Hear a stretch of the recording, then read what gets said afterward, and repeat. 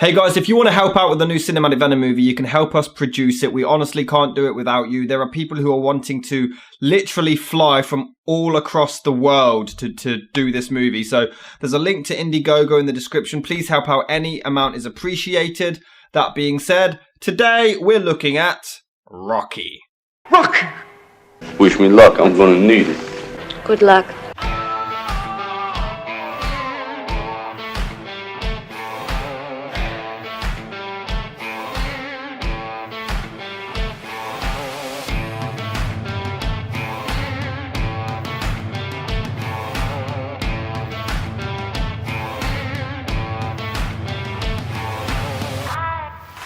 Written by lead actor Sylvester Stallone, he plays Rocky Balboa, a local bum who does boxing on the side to earn a couple of extra bucks to try to get by. He has another bum friend called Paulie, played by Burt Young, who has a sister that Rocky takes a liking for called Adrian, played by Talia Shire. During this, the current boxing heavyweight champion Apollo Creed, played by Carl Weathers, has a no-show opponent and needs a replacement in just 5 weeks. So he decides to be all patriotic and give an unknown a shot at the belt, choosing Rocky, purely based on his nickname of the Italian Stallion, finding it to be marketable. Rocky accepts whilst winning over Adrian and then trains for the big fight, to which both men beat the ever-loving Jesus out of each other, which surprises everyone, having assumed that Creed would be KSI to his Joe Weller, and the match goes the distance before it's down to the judge's decision, who hand it to Creed as Rocky gains notoriety and celebrates with Adrian. Did you get all that?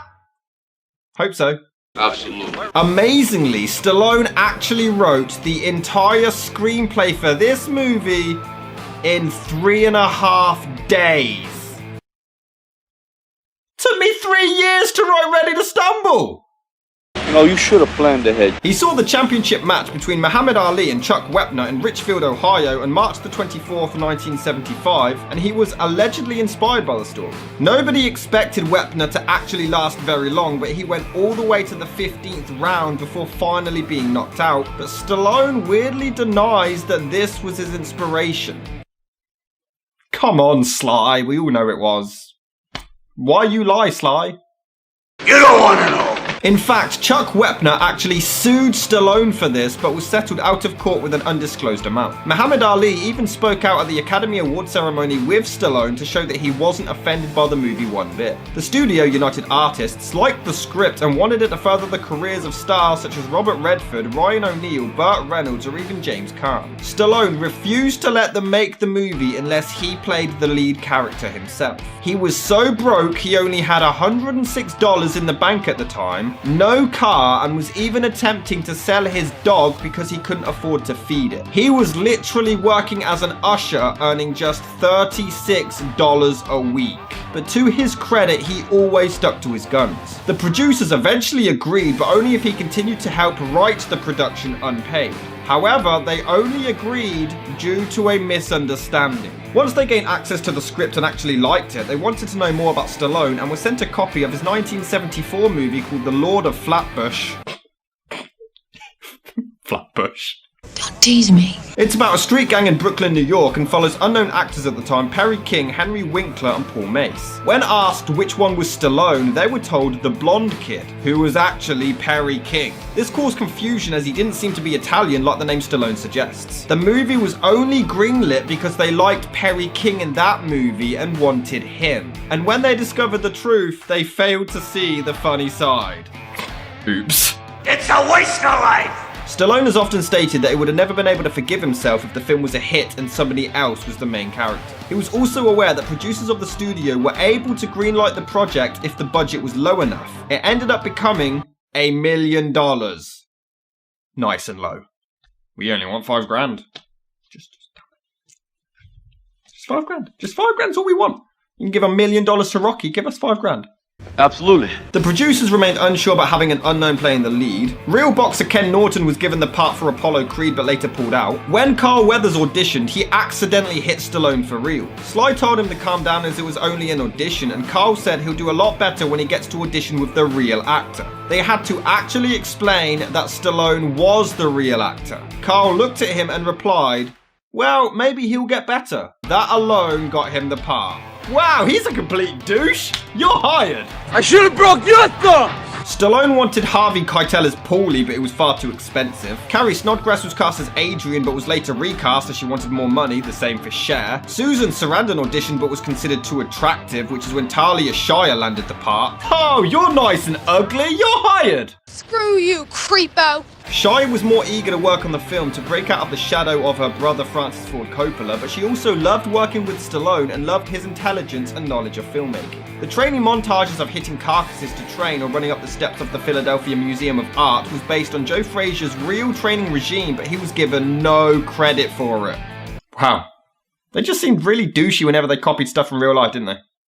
I suppose. But Stallone was a thrill to work for, as he always found ways to save money, even helping in the editing room and doing loads of extra dubbing completely free of charge. In fact, the original script was even darker. Rocky's manager, Mickey, played by Burgess Meredith, was going to be racist, and Rocky was even going to give up and throw the fight right at the end, realizing that he didn't want to be a boxer. Good job cutting those guys, actually. Good job. Why'd you do that? Filming began on January the 9th, 1976 in Philadelphia, Pennsylvania, though some scenes were shot in Los Angeles, California, and only lasted 28 days. Injuries were commonplace on set too. Both Stallone and Weathers hurt themselves with bruised ribs and damaged noses when shooting their epic fight. Stallone also pulled a tendon in his leg during a jogging scene through Philadelphia and had to be taken to hospital in a wheelbarrow. And shortcuts were always done due to the low budget. There's a scene where Rocky bribes a staff member to let them ice skate after hours. This was supposed to be when it was open, but they genuinely couldn't afford hundreds of extras. Clever.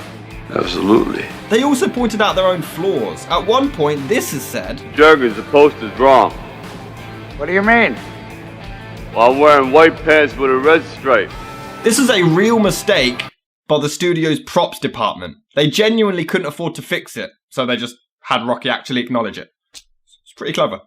Oh, certainly. In fact, they did it again when his robe turned out to be too baggy for Stallone, so his character actually kept bitching about it in the final film. Regardless, Rocky ended up grossing a worldwide total of $225 million, making it the highest that year and was quite well received to say the least. Roger Ebert compared Stallone to a young Marlon Brando. Box Office magazine claimed audiences will root for Stallone as a new star. Many compared the film to works of Frank Capra. Frank Rich said it was gimmicky and the script a bit heavy-handed, but preferred it over the cynicism that was prevalent in movies during that time. But however, not all were fans. It's pure 30s make-believe. I wasn't impressed by either Stallone's acting or Avil Descend's directing. The latter was certainly not too decisive. The comparisons to Frank Capra are just disingenuous. Capra's movies projected more despair deep down than a movie like Rocky could envisage, and most previous Ring movies have been much more cynical about the fight scene. Rocky's work as a lone shark teeters on the edge of sentimentalizing gangsters. Meredith is oddly cast in the kind of part the late James Gleason used to pick his teeth.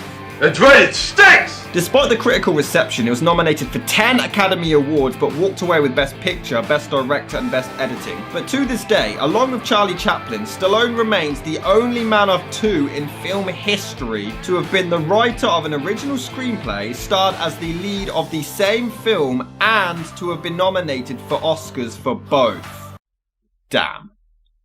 Why weren't you there, huh? The American Film Institute picked it as one of the top 10 classic American films ever and the second best sports movie only behind Raging Bull, the 52nd most thrilling, 4th most inspiring, 78th best overall, Rocky as the 7th greatest hero with the famous line, Adrian! As the 80th best quote, which Premiere picked as 9th, and Entertainment picked the famous montage as the 13th most awesome moment in film history. The movie was such an impact, they actually built a Rocky statue on top of the Philadelphia Museum of Art steps, which were temporarily removed but then returned, and the whole famous montage has been parodied to death over the years, and rightfully so. This movie is amazing. It really is, and it is definitely deserving of the title of the true, definitive underdog story. Absolutely. I mean, Rocky's a bit weird though. He talks to fish and himself an awful lot. I guess all those punches to the head finally took its toll on him. One serious issue I have though is the love story. Rocky just lingers around Adrian and she never shows that she's even interested. I get that she's shy, but this is really awkward and just uncomfortable to watch. He hits on her and follows her around and he just doesn't leave her the hell alone. I mean, Paul even brings him home one day to take her out without even asking her first. This is just wrong. She says no and neither of them take it for an answer. Which is weird because later on, Paulie gets arsey because Rocky dated his sister. But here he is trying to get Rocky to date his sister. What the hell do you want? I mean, Paulie throws her Thanksgiving turkey out the door, threatens to kick her out of the house, and Rocky just watches and doesn't do anything. This isn't a touching love story, this is warped torment. He does eventually decide to maybe cancel, but not because of what they're doing, but because he says she seems like she's in a bad mood. Yeah, I'm not surprised, you weirdos. He only gets her to agree to go on a date by guilt-tripping her about him being alone for Thanksgiving. You do me a favor, you know, I ain't got nobody to spend Thanksgiving with, you know? Yeah, manipulation equals charming love story. And just when you think he can't get any more disturbed, he invites her into his house after. She says no, and again he won't take it for an answer and just forces her to come in. And then she even says that she's uncomfortable and wants to leave. I'm not sure I know you well enough. I don't feel comfortable. And he continues to pressure her to stay and even asks her to remove her clothes. Do me another favor. Just take off that hat. How has this been perceived as a touching love story for so many decades? This is hot. This is abuse. This is borderline rape. Sly, what is wrong with you? And yet he has the audacity to have a scene with a little girl where he tries to give her life lessons about growing up correctly and not being a whore. Oh yeah, that's fine, but he'll grow up and harass this woman and trick her into bed and do whatever he likes. What a great role model. Great film though, great film. I swear it is good. This is the land of opportunity, right? So Apollo Creed on January 1st gives a local underdog fighter an opportunity. A Snow White underdog, and I'm gonna put his face on this poster with me. And I'll tell you why. Because I'm sentimental. And a lot of other people in this country are just as sentimental, and there's nothing they'd like better than to see Apollo Creed give a local Philadelphia boy a shot at the greatest title in the world on this country's biggest birthday. Do you fail history, dude? Rocky Balboa? Never heard of him. Look, it's the name, man. The Italian Stallion. And what does he keep pronouncing it Italian? Just annoying. Sorry, annoying.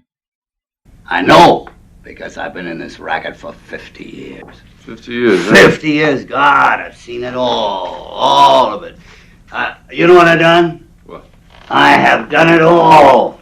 You should have seen me when I knocked a guinea wrestle out of the goddamn ring. That's September the 14th, 1923, and it was the same night. Really? Because this film is set in 1975. And you talk about a fight that you had in 1923, which would have been 52 years ago. If it was your first fight, then you would have mentioned that it was your first fight, but you didn't. So this makes no sense. You're just a crazy old man who's making shit up as he goes along. Yeah. I do love this scene though. Rocky yells at him, and rightfully so. Mickey treated him like crap, but now that he's gaining coverage and is going up against the big champ, he wants to be his manager and is suddenly interested. It's incredibly emotional and inspiring. Don't fall around me! Talk about your prime. What about my prime, Nick? At least you had a prime. I ain't had no prime, I ain't had nothing. And moments later, he even chases after Mickey and accepts. It's a great message that sometimes you have to swallow your pride, even when you realise what you have to do. Look, Stallone is beating his meat. I've never really thought much of Stallone's acting before, but he genuinely is really charming in this, especially when he pals around with Paulie. See the cigar? Or stick it in your ear. Now don't do these things to me. You should have called me up or something. Leave a message. Don't do that. My sister really likes you. I'm gonna kill you one of these days, I swear to God. It honestly is so much fun to see them have such friendly banter together. That's right, I'm not good enough to meet with Gazzo. Oh, okay, never mind. Where the hell did this come from? It's just out of nowhere. Apparently he's angry at Rocky's ego, but where was this 2 minutes ago? You were fine then. In fact, in the very next scene, you're fine again. What the hell? Do you know how people work, Sylvester? I don't think you do. I don't know. The famous montage is honestly amazing. It really is so motivating, and that is the best way to describe this movie. It will inspire the ever-loving hell out of you. This is another great scene, which surprisingly even nearly ended up on the cutting room floor. They were pressed for time and the studio really wanted to cut it out entirely, but Stallone really fought for it, believing it to be one of the most essential parts of the entire story, and it really is. It's the night before the big fight where he wants to quit and give it all up, venting to Adrian about how he's a failure and he can't go through with it. Everyone alive has felt this way, and the film would have just felt empty without it. Oh look, Apollo Creed accidentally inspires future WWE skits in years to come. I do like how ridiculous he looks and how seriously he's not taking the fight, but it's a bit over the top and unneeded. Oh, and Apollo clearly does not get up in time here, by the way. Just watch. The champ is down. Yes, he is.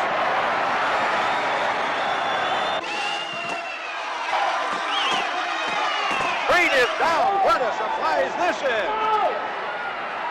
This is the first time the champion has ever been knocked down. Boy, Toledo is getting in the count. 6, 7.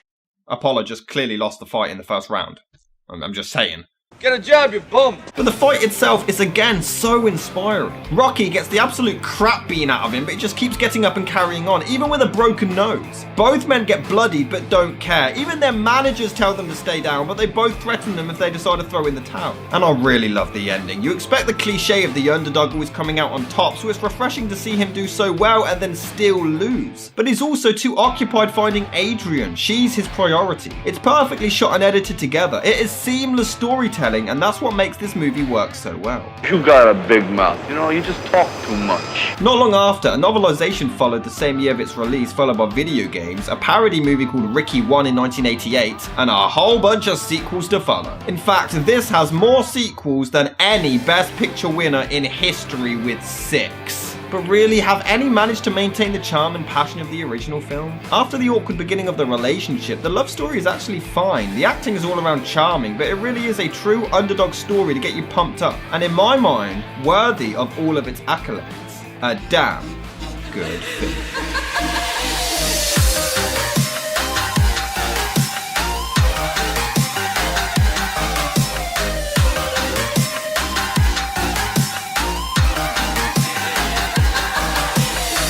I've got nothing to say other than a Rocky pun. My puns are getting rocky. That'll do. I'm done.